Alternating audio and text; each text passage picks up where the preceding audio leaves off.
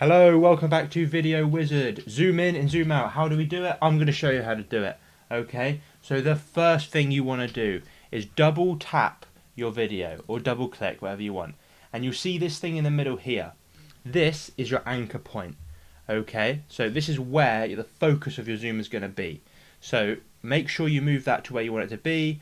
I'm going to choose this little logo up here.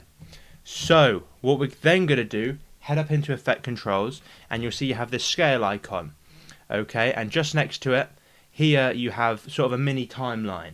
Okay, so the very first thing, press this stopwatch. It's going to add your very first keyframe.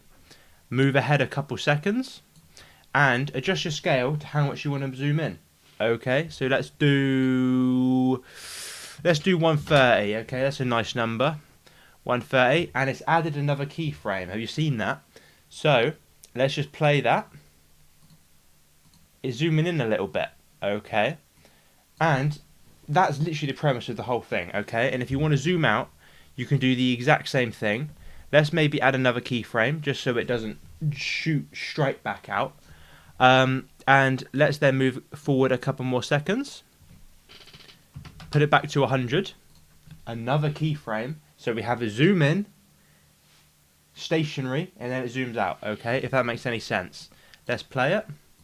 You got your zoom in, it stays there, and it zooms back out. Okay, that is how you zoom in and out on Premiere Pro. Okay, so before you go, 3 points you've got to remember. Okay, you've got to remember your anchor points, you've got to remember your scale, and you've got to remember your keyframes. Okay, those three. Thank you very much for watching. Have a great rest of your day.